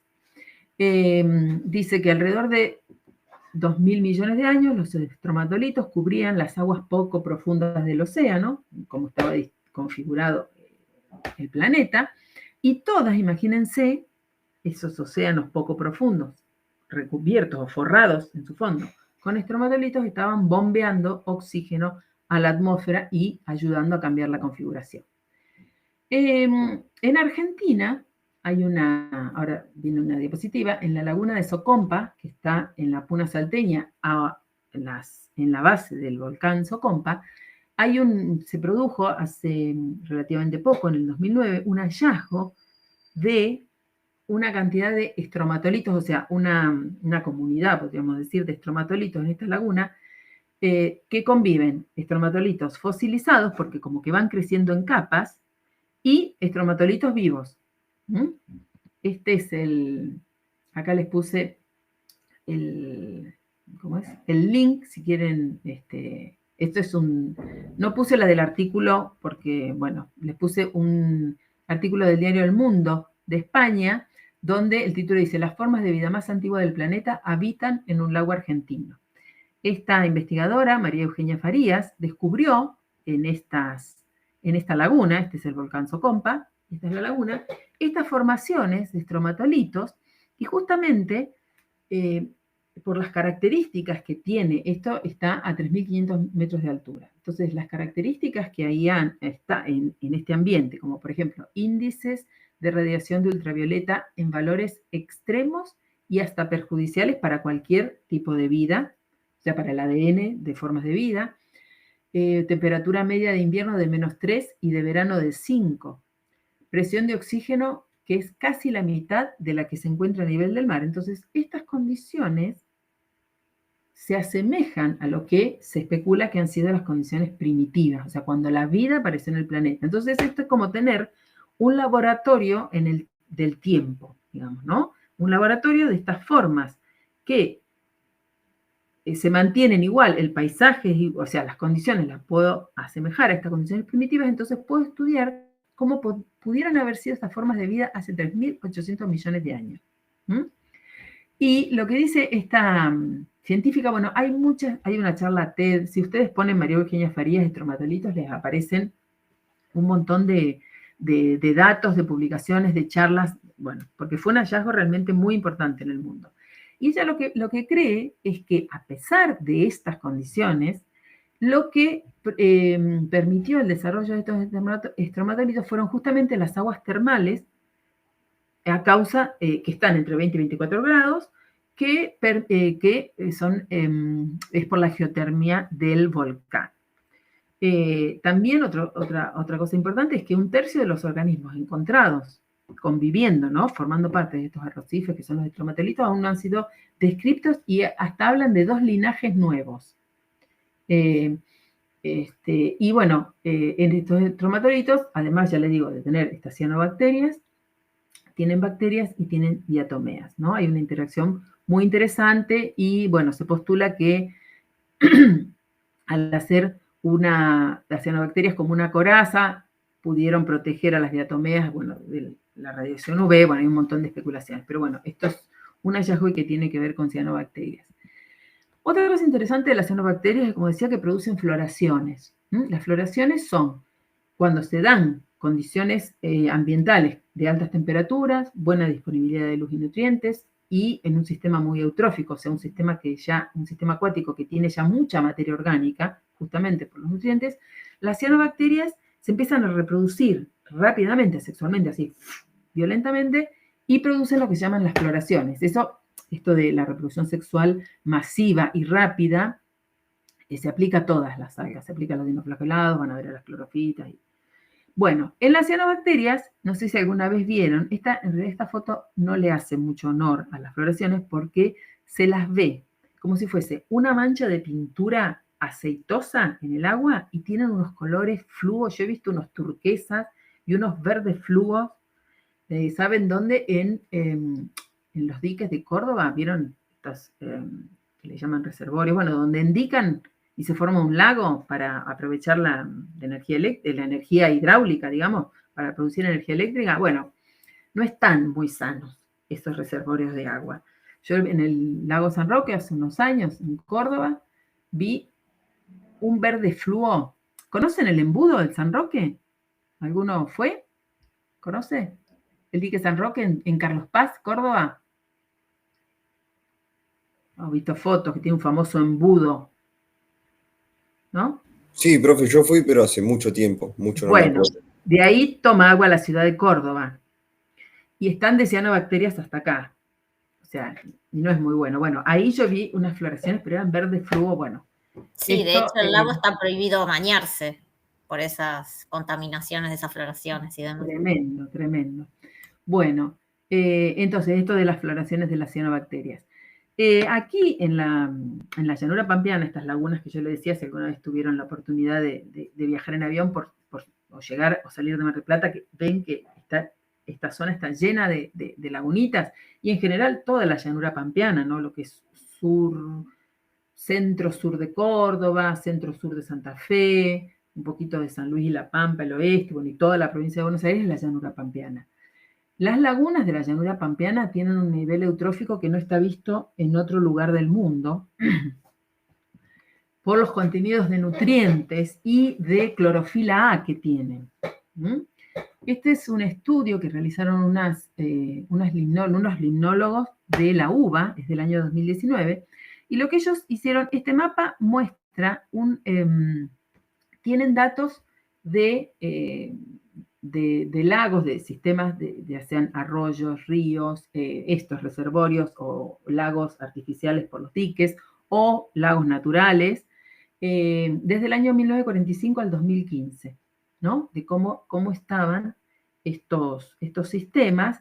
Y de acuerdo, bueno, acá no se ve, pero tampoco es importante, de acuerdo, ven que hay circulitos, los circulitos y las formas es el sistema acuático, o sea, en ríos y todo. Pero bueno, todos están muy, y este estudio que vieron, mirando relevamientos o datos que hay desde 1945 hasta el 2015, se ha ido viendo cómo los sistemas cada vez están más eutróficos o cada vez más bien contaminados, pero contaminados con comillas. Estos son datos de estos sistemas relevados hasta el 2019 y fíjense que los puntos más oscuros tienen más de 100.000 células de cianobacterias por mililitro, lo cual es una barbaridad. Entonces, y fíjense que, como les decía, el sur de Santa Fe, fíjense el Chaco, el sur del Chaco, y acá algunos diques, son los que más, el color más oscuro es el que más cianobacterias tienen. Bueno, estos autores lo que proponen es que la causa de esta excesiva proliferación de cianobacterias en estos sistemas acuáticos tienen que ver con la construcción de embalses en regiones semiáridas, con la agricultura intensiva, o sea, el alto, masivo e indiscriminado uso de fertilizantes en los campos de cultivo, sobre todo esta zona es súper agrícola, y tanto tirar, bueno, glifosato y otros fertilizantes, y el agua de lluvia con la escorrentía hace que todo esto vaya a parar a estos cursos de agua, reservorios de agua, y sequías periódicas y prolongadas, eso también contribuye, que tiene que ver y que están asociadas o que se están acentuando, estos ciclos cada vez son más frecuentes con el cambio climático, o sea, vinculadas al calentamiento global y a la deforestación local en regiones del norte. Esta zona en particular, esta zona se ha desforestado, se han cargado los bosques de quebracho para plantar soja. Y fíjense cómo están todos los sistemas, dulce acuícolas contaminados y llenos de cianobacterias, que todas estas cuestiones les favorecen. Por ejemplo, con respecto al glifosato es una cosa muy curiosa, porque el glifosato es un veneno, es un herbicida, o sea, mata todo lo que fotosintetiza que no sea, un organismo que está modificado para resistir. Contrariamente a lo que se pensaba, todo ese glifosato va a parar a las lagunas. Sobre todo, un estudio de gente de Chascomús. Chascomús está por acá, ¿no? Más o menos por acá. La laguna de Chascomús. Bueno, esta gente estudia desde hace mucho tiempo todas las lagunas que están por acá.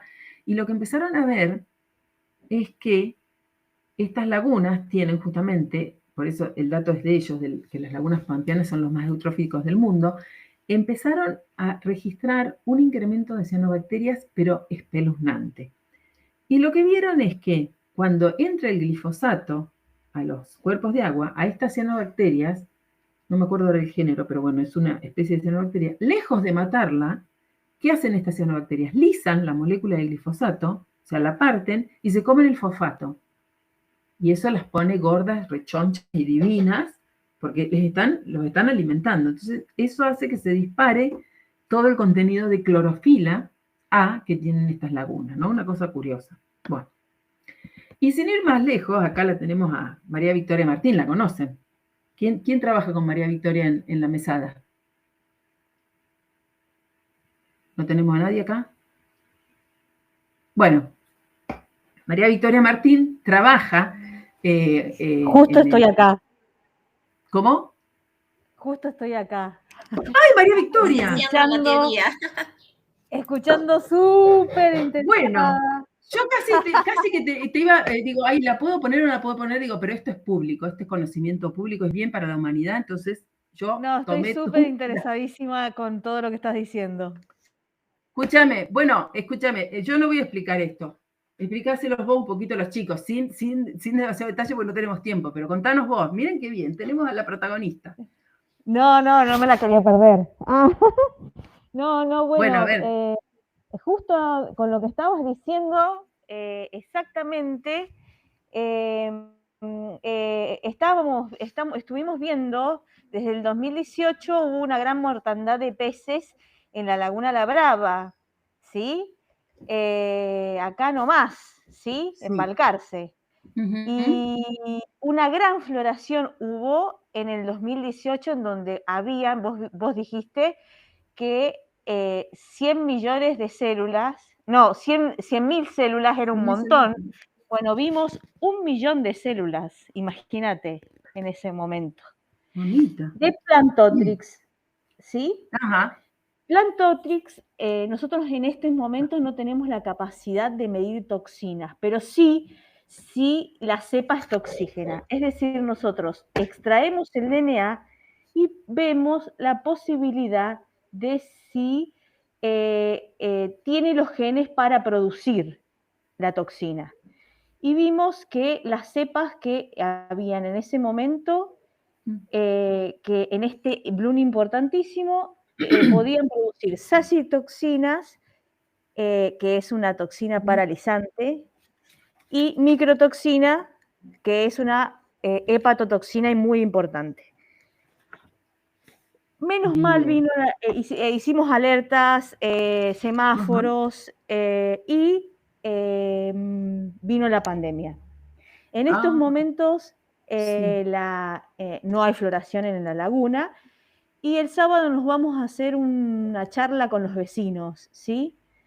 Para charlar sobre el tema, y comenzamos nuevamente con los monitoreos que estuvieron paralizados por todo lo que fue el COVID, ¿no? Mira. Pero bueno, sí, la verdad que las cianobacterias son un tema apasionante por todo lo que hicieron, ¿sí? Por el advenimiento de la vida, ¿no? Pero bueno, tienen esta parte de que pueden ser toxígenas, sí, tal cual. Bien, te dan la vida y te la quitan. Son así. Puede ser. Pero también por nuestra culpa, ¿no? Sí, obviamente. Fíjate todo esto este trabajo, viste, de Inés O'Farrell que yo había puesto acá. Ay, perdón. Inés O'Farrell y colaboradores, que es justamente, fíjate, las causas, ¿no? Ellos le escriben, bueno, el calentamiento global, por esto de las altas temperaturas, y no llegué a poner, bueno, este último trabajo de Sagarese con el dióxido de carbono y todo, pero bueno, no importa. Pero es muy interesante. Y también la cuestión de la misma ganadería, agricultura orgánica, el uso de fertilizantes normales, pero que se utilizan, digamos, en forma encauzada hacia la fuente de agua. Entonces la lluvia hace que los nutrientes vayan hacia el agua y van enriqueciendo el agua de nitrógeno y fósforo. Entonces, bueno, es una cuestión también de educar a al habitante del lugar. Entonces, bueno, esa es la idea de ir mañana, el sábado nos vamos. Bien, bien. A ver, eso. Bueno, no, pero yo había puesto de estos datos que uno saca de la web de CONICET. Ah, sí. Que estás trabajando en esto, ¿no? Digamos, sí. de alguna manera para poder controlarlas, ¿no? De acuerdo a su... Exactamente. Me pareció interesante esto, sí. Sí, es muy difícil controlarlas, ¿sí? ¿Por qué? Porque, ¿qué pasa? Son las más chiquitas de las algas, ¿sí? Por lo tanto, si nosotros queremos, tipo, filtrarlas, filtramos todo, ¿no? Claro. Por encima, si nosotros utilizamos algún filtro grande, lo que nos quedan son las toxinas, podemos llegarlas a romper y nos quedan las toxinas en el agua, ¿sí? Tal vez en una planta potabilizadora podemos trabajar con resinas que inmovilicen la toxina y listo. Pero en un cuerpo de agua, desde mi punto de vista hasta hoy, ¿sí? Lo mejor es que la naturaleza haga lo suyo, que es de hacer que las floraciones son así. Aumentan y desaparecen de manera efímera, ¿sí? Muy rápido. Cuando las células mueren es el momento en donde la toxina se libera, ¿sí? Porque la toxina permanece dentro de la célula hasta que la célula se lisa. Y hay un montón de otras bacterias dentro del cuerpo de agua que se consumen esa toxina, como fuente de alimento. Mira. ¿Sí? Sí. Es más, hay muchas personas trabajando con aislando esas bacterias también. Pero ¿qué pasa? Intervenir en el cuerpo de agua es muy complicado hasta el momento. De hecho, no existe ninguna manera efectiva hoy en día de hacerlo, ¿sí? Pero bueno, se está trabajando. Y mi tema de estudio hoy es que es trabajar en la muerte celular, en esta parte de la lisis celular y de la muerte, para encontrar algún punto de regulación en donde se pueda,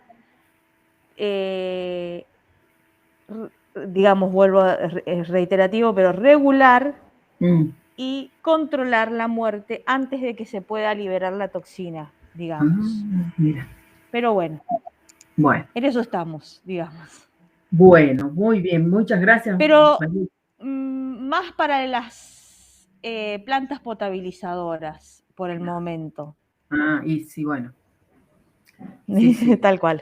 Sí, no, pero el tema es terrible. Yo les contaba esto de Córdoba. Yo tengo colegas que están trabajando, toma agua la ciudad de Córdoba del dique San Roque y está mal la cosa. Bueno, ahí es esencial que las plantas tengan un control absoluto del agua que ingresa.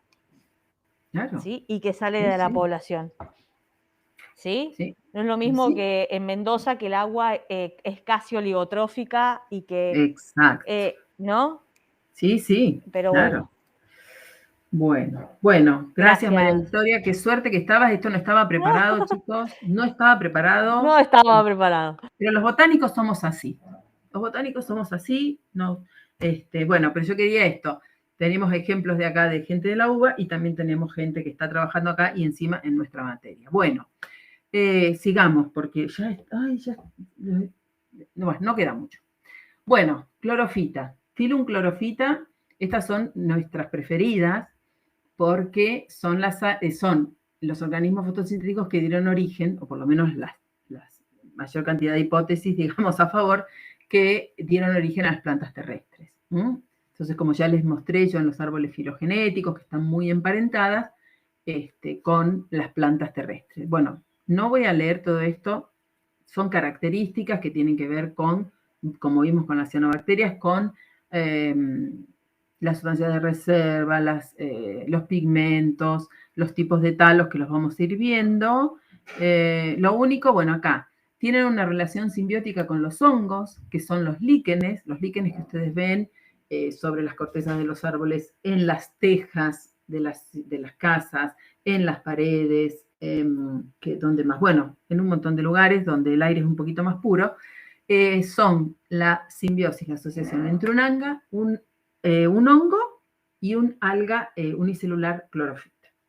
Y recordemos esto, dos grupos, no le vamos a poner categoría taxonómica, que son las cloroficias y las caroficias, que digo que por ahí que les vayan sonando porque hay autores, ahora van a ver, que proponen que el grupo de las caroficias dio origen a las plantas terrestres, pero también hay otros que hablan de un grupo de las cloroficias. No importa. Vamos a ver rápidamente tipos de talo. Ustedes van a ver en el trabajo práctico tipos de talos y representantes, ¿no? Tenemos unicelulares flagelados, tenemos estos de cenobios, Pediastrum y Cenedesmus, que yo les decía que habitan en el fitoplancton. Tenemos Ketomorfa, acá está el género del alga que no nos salía, Ceci, que parece unas cuentitas de collar. Espirogyra, lo característico de esta alga es que tienen el cloroplasto, es un único cloroplasto y está, ¿ven? De manera espiral. Esto la van a ver, tiene un ciclo de vida particular, que ya van a ver. Bueno, representantes de las clorofitas. Otras, ulva, tiene un talo laminar, lo van a ver en el trabajo práctico, probablemente la encuentren el sábado. Esta tiene un talo cenocítico, se llama Bryopsis, tiene esta, a la lupa o al microscopio se ve así. Probablemente también la encuentren, ¿no es cierto? Ceci, ¿puede ser en las pozas esta? Sí, la Bryopsis la podemos llegar a encontrar. Bryopsis. Codium no creo. Codium. Depende de la época, no sé si en esta época hay Codium. Pero viste que más aparece cuando hay medio ribazones, ¿no es cierto? Sí, Codium? sí, cuando la saca al mar, digamos, la arrastra. Sí, aparecen porque me parece que vive un poquito no. Sí. muy profundo. Pero por ahí la vieron alguna vez los marplatenses que han ido a la playa y eso. Y acá, estas dos, Coleocaete y Cara, porque ya les digo, hay autores que proponen que estas son las descendientes directas de las plantas terrestres, y hay otros autores que proponen que, ya lo vamos a ver más adelante en evolución, una pariente de esta, o estas mismas, estas filamentosas verdes, fueron las que originaron, las que saltaron a la tierra, vamos a decir, ponerlo así. Bueno, de nuevo, un árbol filogenético para esto, para reafirmar que son nuestras preferidas, porque todas las algas verdes y las plantas terrestres o acuáticas, ustedes saben que las angiospermas también hay acuáticas, eso lo habrán visto, tuvieron un antecesor común que fue el que adquirió el primer cloroplasto a través de un evento de endocitosis hace 1500 millones de años. Y vean, acá tengo de nuevo estos dos grupos, clorofita y carofita, en la base de la línea que lleva a las plantas terrestres y en el último caso a las angiospermas. Este es un artículo que salió ahora en junio del en agosto, que proponen, ven, dice, un registro fósil de las primeras plantas de la Tierra se originó de las carofitas. Entonces, después vamos a ver qué proponen, pero bueno, sigue siendo una clorofita, ya sea del grupo de las cloroficias o de las caroficias, quien es el antecesor común y del que deriva el linaje de plantas que colonizó el medio terrestre. Y por último vamos a ver el filum pirrofita, que son los dinoflagelados, que tienen una cubierta celular que se llama teca, que está formado por placas de celulosa que están en vesículas por dentro de la membrana plasmática, eso lo van a ver un poquito con más detalle en el trabajo práctico. Tienen, bueno, clorofila A y otras, esto un poquito, hay marinos y dulceacuícolas, y al igual que las cianobacterias, producen floraciones y producen toxinas. Y una de las toxinas, me lo anoté porque no me sale el nombre, pero lo dijo también María Victoria, la saxitoxina, que es la que ya nombró, es la, bueno, acá tienen, vamos a parar un poquito, acá tenemos las tecas, estas, justamente, estas son las placas de celulosa que les hablaba, y estas placas de celulosa están numeradas, o sea, es un carácter taxonómico, y de acuerdo a la cantidad que tengan y cómo sean, si se parecen la 2 con la 4, la 1 con la 3, es un poco compleja, es un carácter taxonómico. Otra característica de los dinoflagelados, dinos quiere decir rotar, en griego. Viene de rotar. Y estos organismos tienen un flagelo a nivel del ecuatorial. Y Recording has stopped. ¿Por qué me dicen? Ah, están grabando, por eso. Tiene dos flagelos, ¿no? Uno que lo recorre a nivel ecuatorial y otro que por el polo. Y con este flagelo es el que rota y con este flagelo es el que avanza. Con dos surcos que tienen acá. Y acá ven, tienen las placas y las suturas que son características taxonómicas. Bueno, algunos géneros, Ceratium, Protoperidium, Peridium, Goniaulax y Noctiluca. En particular, este Goniaulax es el que produce lo que se llama la marea roja y produce esta toxina, la leo de nuevo, saxitoxina, que decía María Victoria, y es una toxina que afecta el sistema nervioso de los mamíferos.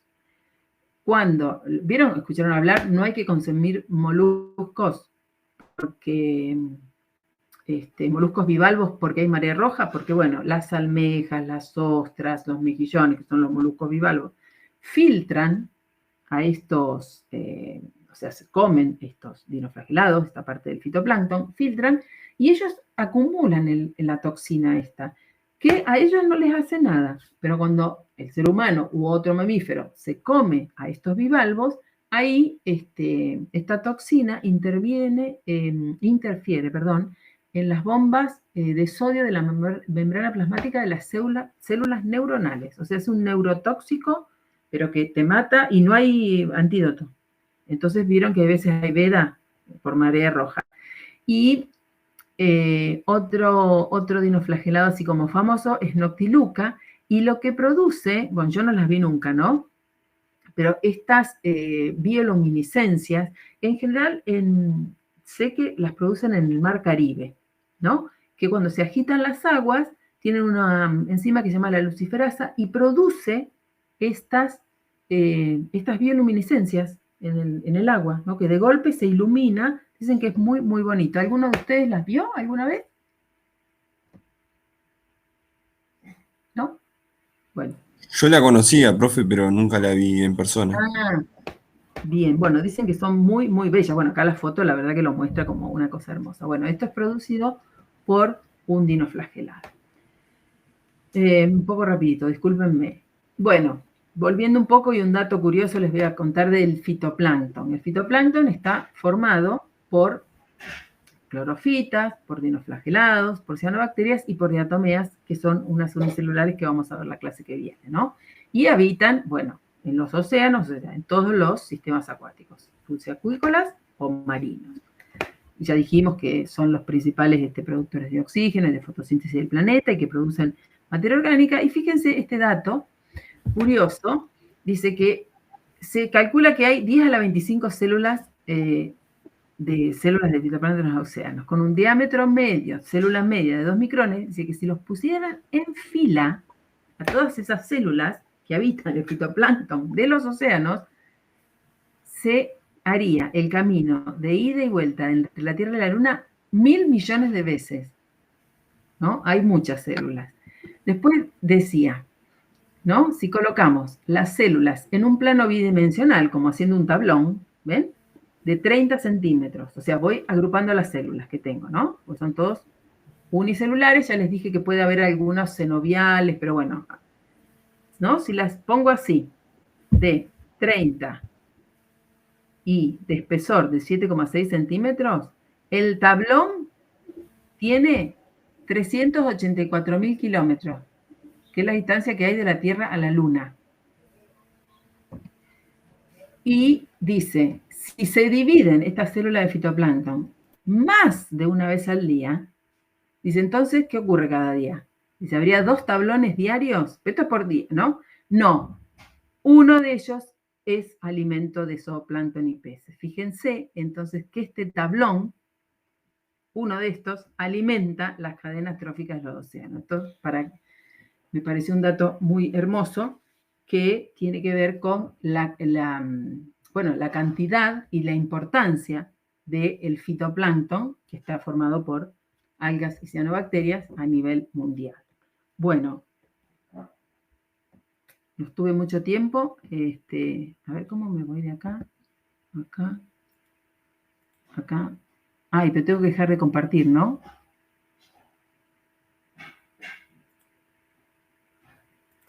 Bueno, ¿dejé de compartir pantalla? No importa, lo estoy viendo. Profe, yo sigo viendo.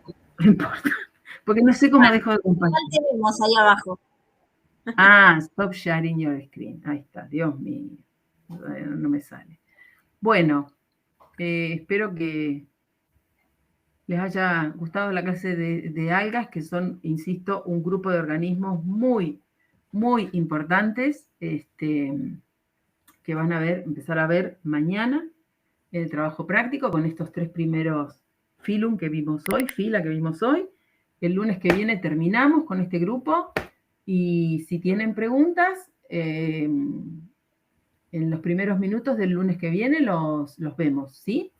Yo les recomiendo que, además de la teoría, lean el texto de diversidad morfológica y reproductiva que tienen junto con el trabajo práctico y que miren el capítulo de Neighbors, que también está sugerido como bibliografía de trabajo práctico, que no es muy largo y ahí les van a aportar un poco más de conocimiento. Bueno, espero que les haya gustado y por mi parte nos vemos el lunes que viene.